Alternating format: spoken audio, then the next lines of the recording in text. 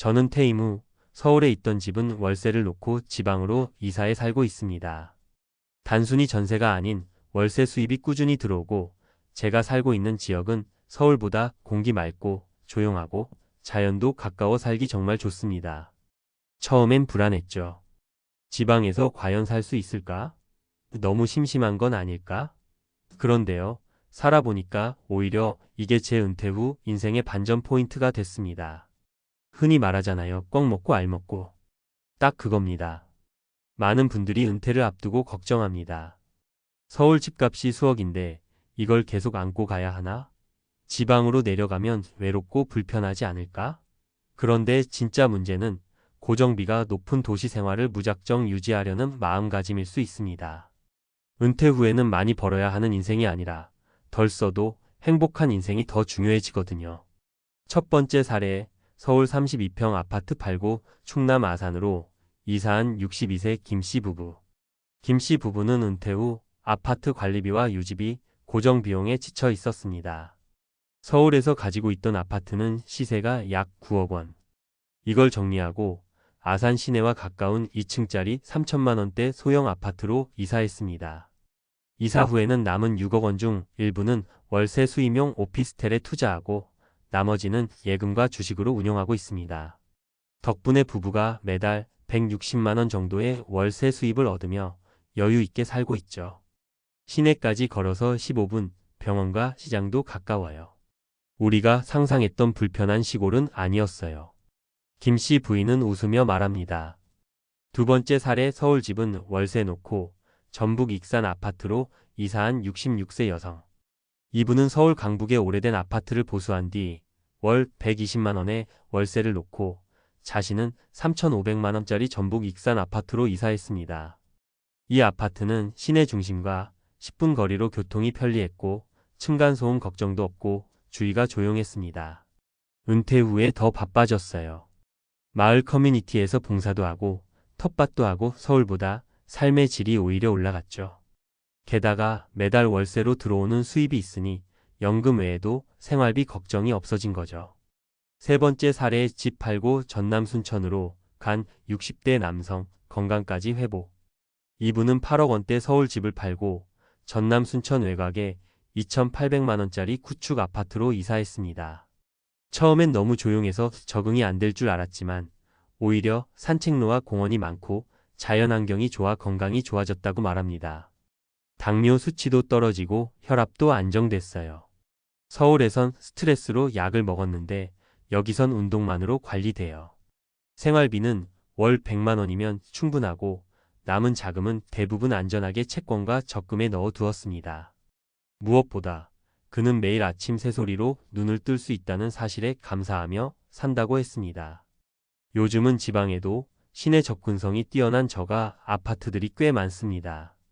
특히 농촌과 시내가 맞닿은 생활 권역 농촌지대는 대중교통만 확보되면 더할 나위 없는 은퇴지죠.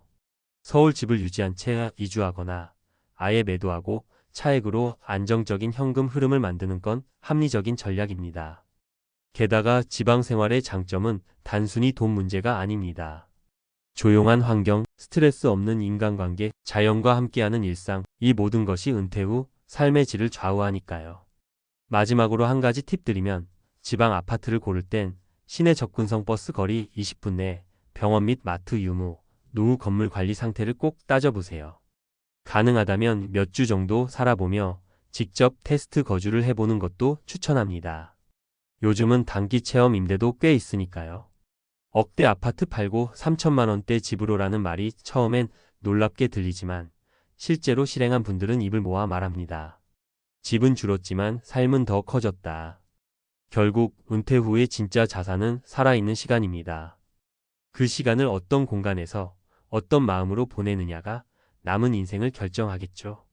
지금 당신도 생각해 보셔야 할 때입니다. 앞서 이야기한 지방 아파트로의 은퇴 이사 경험을 바탕으로 이번엔 전문가적인 관점에서 좀 더 구체적이고 실질적인 조언을 드릴게요. 실제로 이사를 고려하고 있는 분이 읽고 바로 실행할 수 있도록 수치, 지역 조건, 주의사항, 그리고 실제 경험 기반의 팁을 중심으로 구성했습니다. 많은 분들이 은퇴 후 지방 이사를 막연하게만 생각합니다. 집을 팔고 가는 건 너무 극단적이다. 지방 아파트는 낡고 불편하지 않나? 병원은 있나? 하는 걱정이 앞서기 때문이죠. 그런데 실제로 지방 아파트로 내려가 안정적인 생활을 꾸리고 있는 분들을 분석해보면 공통된 전략과 체크리스트가 있다는 걸 알 수 있습니다. 1. 시내와 거리 가까운 지방 아파트는 보석이다. 지방이라고 다 똑같은 게 아닙니다. 저렴하지만 인프라가 붕괴된 시골은 은퇴자에게 오히려 독이 될 수 있습니다. 그래서 가장 중요한 기준이 생활 인프라에 얼마나 가까운가입니다.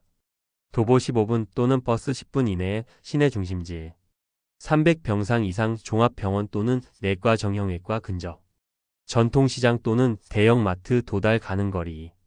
예를 들어 전남 순천, 충남 아산, 경북 경상 같은 곳은 지방임에도 도시급 인프라를 갖추고 있고 3천만 5천만 원대 아파트 매물도 꾸준히 있습니다.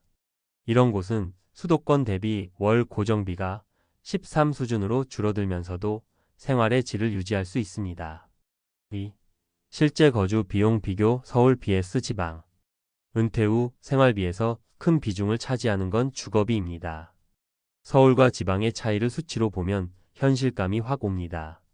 서울 아파트 관리비 평균 2,035만 원월, 지방 소형 아파트 관리비 813만 원월. 게다가 식재료, 외식, 대중교통비도 전반적으로 3,040% 이상 저렴합니다. 특히 재래시장 중심의 생활을 하면 월 식비가 20만 원 이내로도 가능합니다.